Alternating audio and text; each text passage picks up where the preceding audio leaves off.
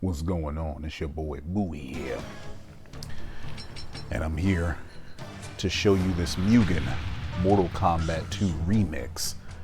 But this video is not necessarily about this particular MUGEN, which is a phenomenal way to play Mortal Kombat 2, by the way, and is absolutely free, and you can download it very easily.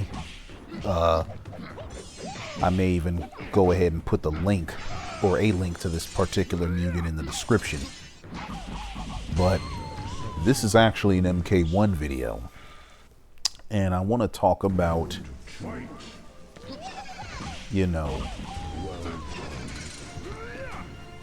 really, this is not even so much about Mortal Kombat 1.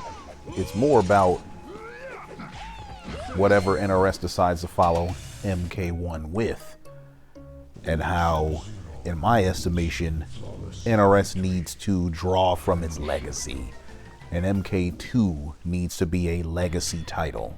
Okay, so let's examine what we're looking at right now. So of course, those of you that grew up playing the original arcade Mortal Kombat 2, you will immediately recognize that this is not like Mortal Kombat 2. There's a run button, there's dial-in strings, there's combo damage. Characters have new moves. As you can see, Sub-Zero can throw his ice ball in the air, which he's never been able to do in any Mortal Kombat whatsoever. You may not know that Sub-Zero even has a completely new move in this game. It looks like a Shoryuken, actually. Yeah, that's what you get.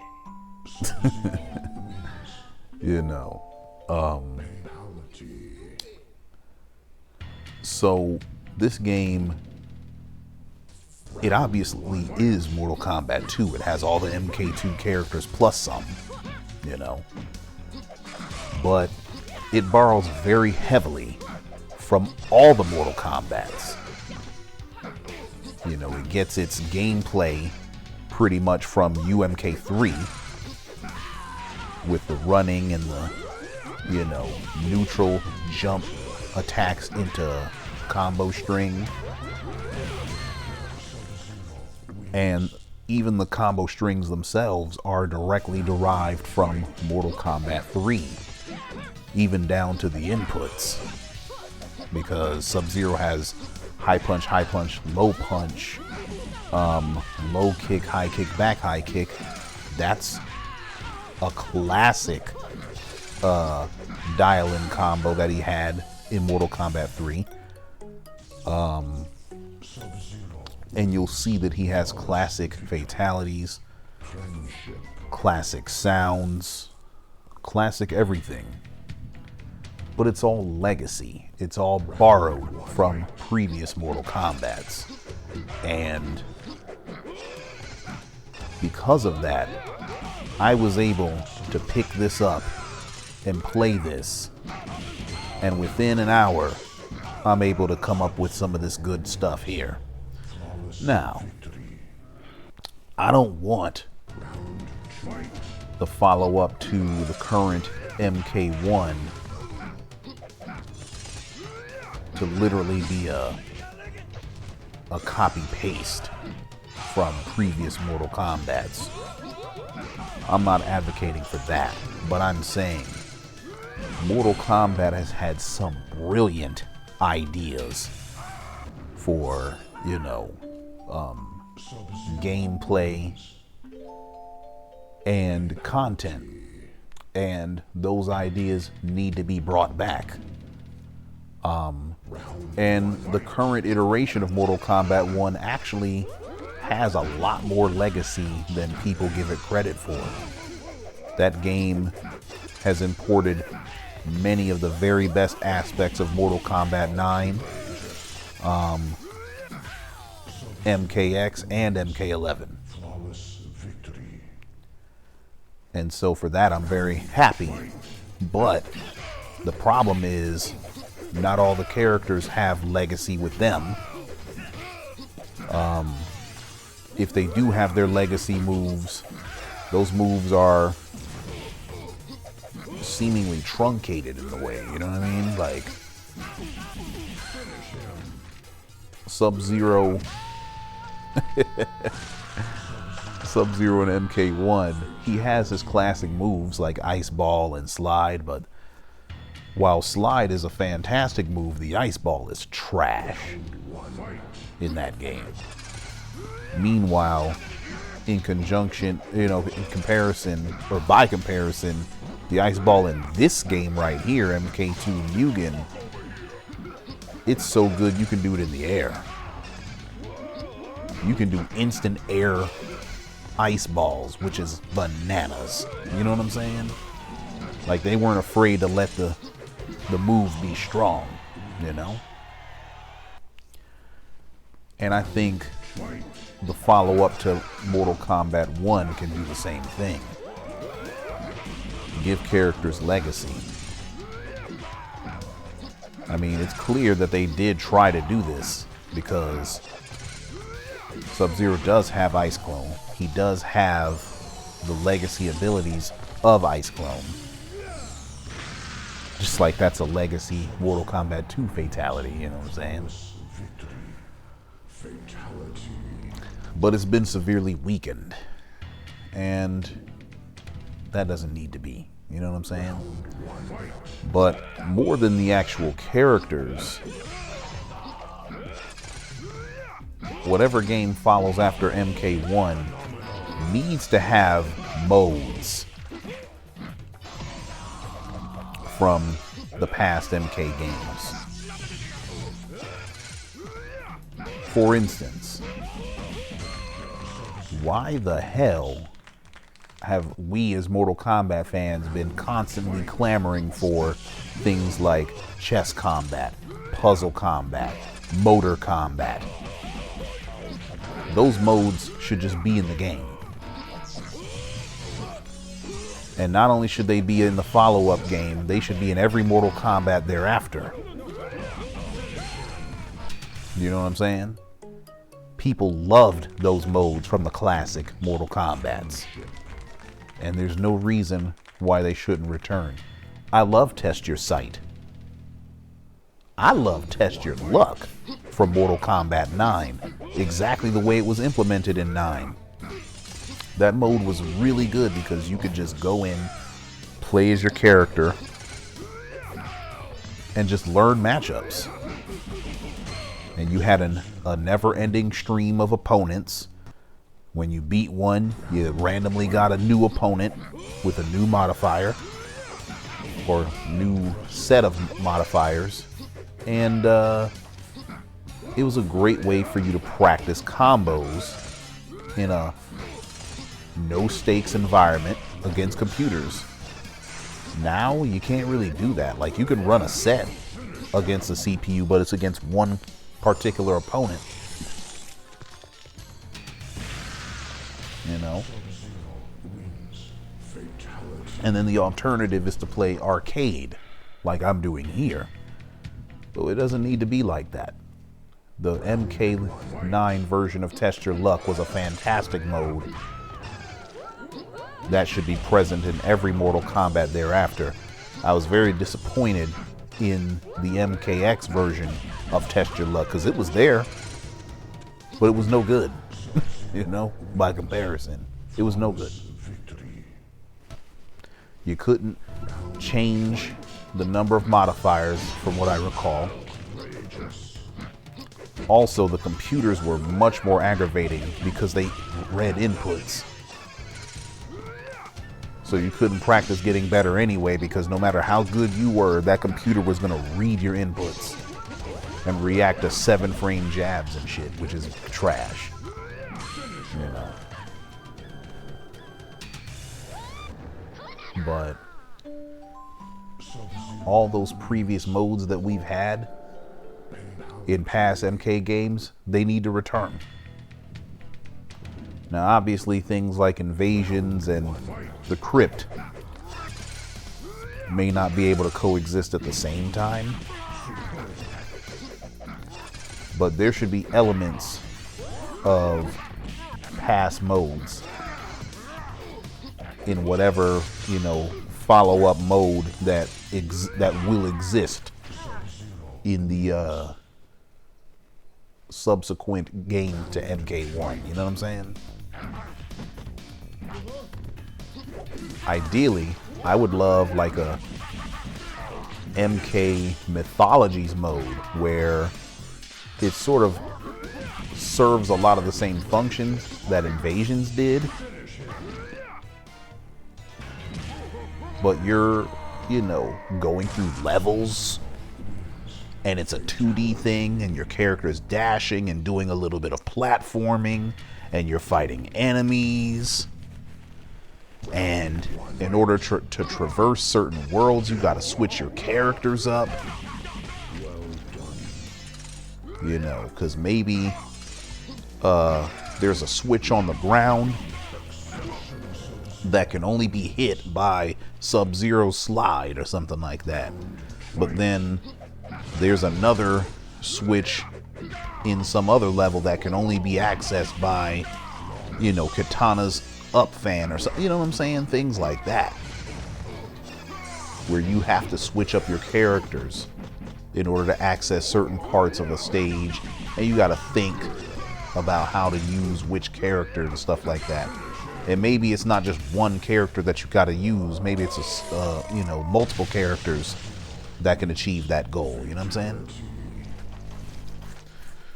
But something like that, I think, would be super dope.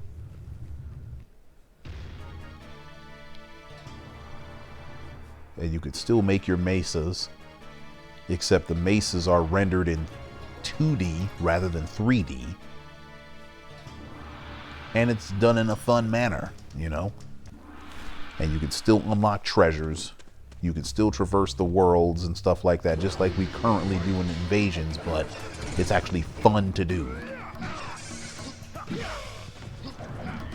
And it's a callback to a previous Mortal Kombat, just like this game. Mortal Kombat 2 Remix. That's one of the things I love the most about these MUGEN Mortal Kombats, is that they're made by Mortal Kombat fans. They're made by people just like me, just like you watching, that just happen to know how to program. You know what I'm saying? And with their ability to program, they take the old games that we grew up playing and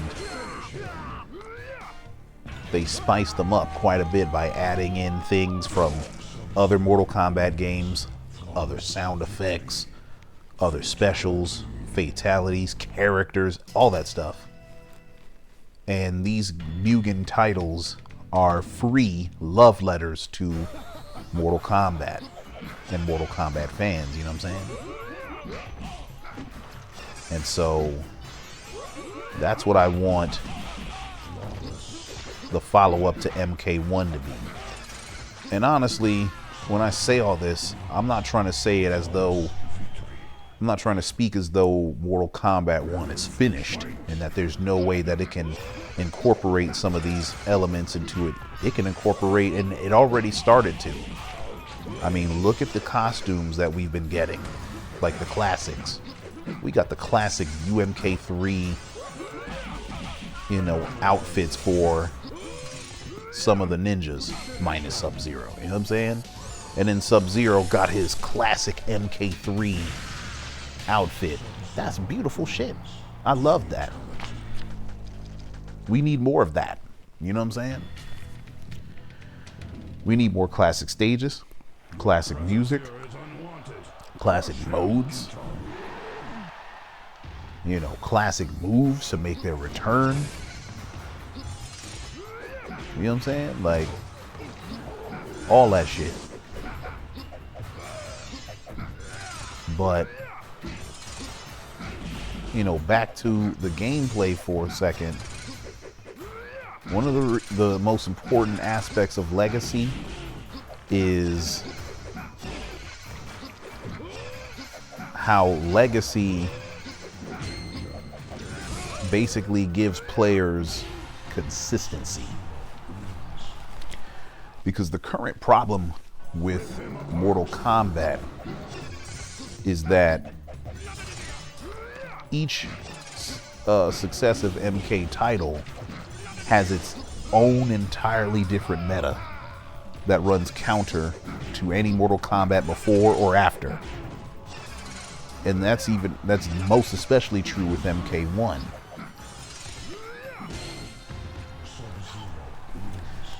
And this is a problem. It's a problem because if you have a character like Sub-Zero, for instance, there are 4 different versions of Sub-Zero in NRS Mortal Kombat titles. You have MK9 Sub-Zero, MKX Sub-Zero, which there were 3 versions of him, MK11 Sub-Zero, which were, you know, there were all kinds of different versions of him, but only 2 were worth a damn, you know. And now we have MK1 Sub-Zero.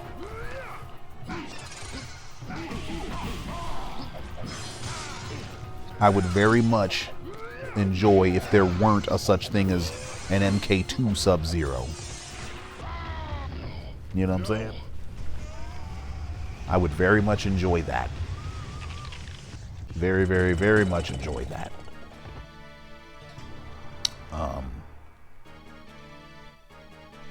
And that's not just true of Sub-Zero, that's true of any returning character. Because, frankly, I liked the way that Sub-Zero played in MK11 and MK9. Minus the Unga Bunga overhead that he had. You know. Frankly, I wouldn't be mad if Sub didn't even have no goddamn overhead. It don't make me no never mind. In MK9 he didn't have one. I mean he technically did, but it wasn't no good. It was a single hitting normal that you couldn't hit confirm, so you just did it into Ice Ball and prayed. You know?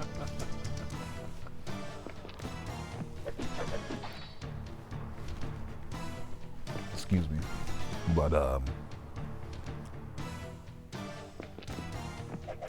But frankly,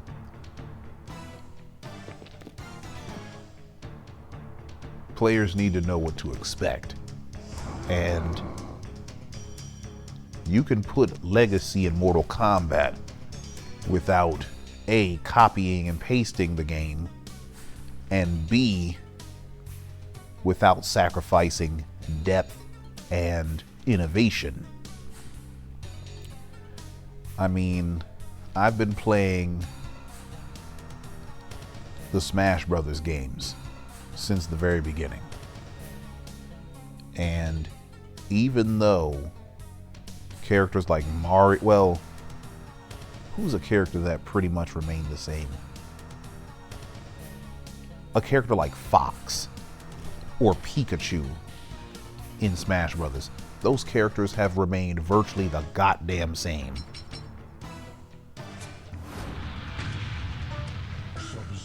Since 1999. And you see those characters in every single Smash game. You know, there were the original 8, technically the original 12. Those characters have remained in every single Smash Brothers.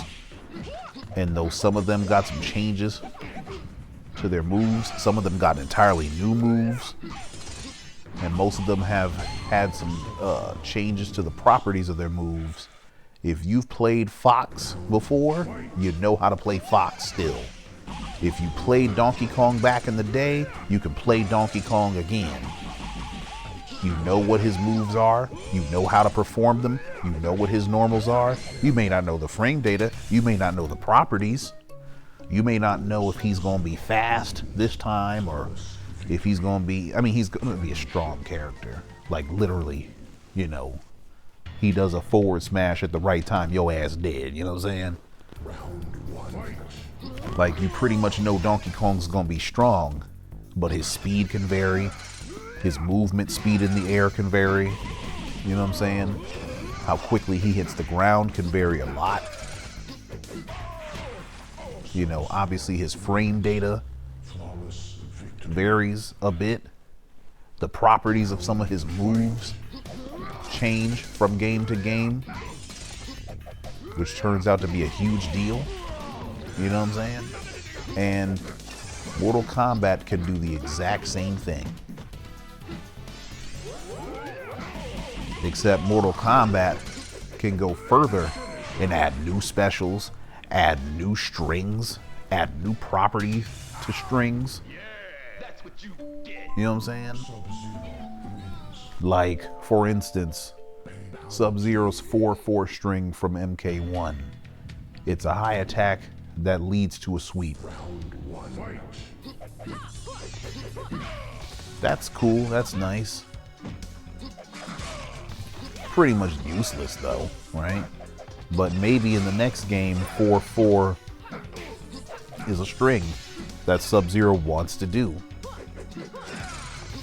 It's a special canceling string that leads to some of his highest damage. That's his punish string right there. You know what I'm saying? That's useful. That's useful.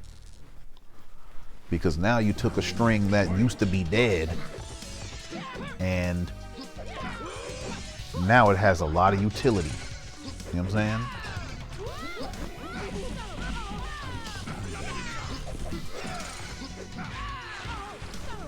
And that's just Sub-Zero. Obviously, the same principles apply to all the rest of the characters as well.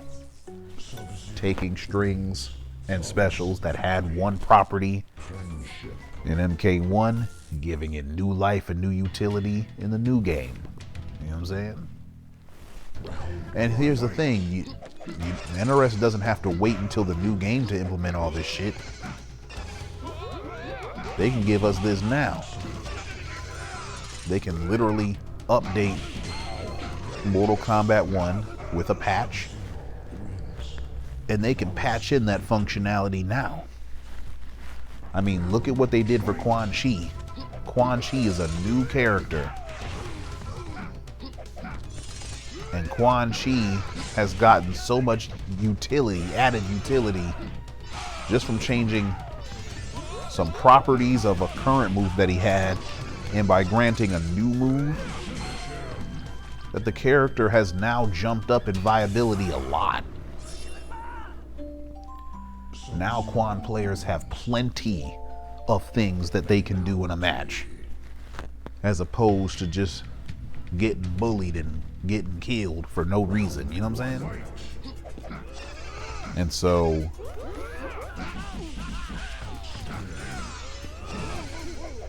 things like that would really help even the current game, Mortal Kombat 1. You know what I'm saying? And so, of course, like I say, you ain't gotta believe me, but I think the gameplay from this very title makes my point for me. Everything that you've seen in this video so far has pretty much been derived from a previous Mortal Kombat.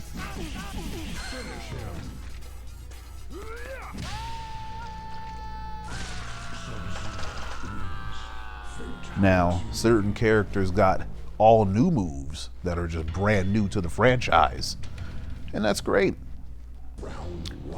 There's lots of room for that kind of innovation. But the whole game shouldn't be fucking innovated from scratch.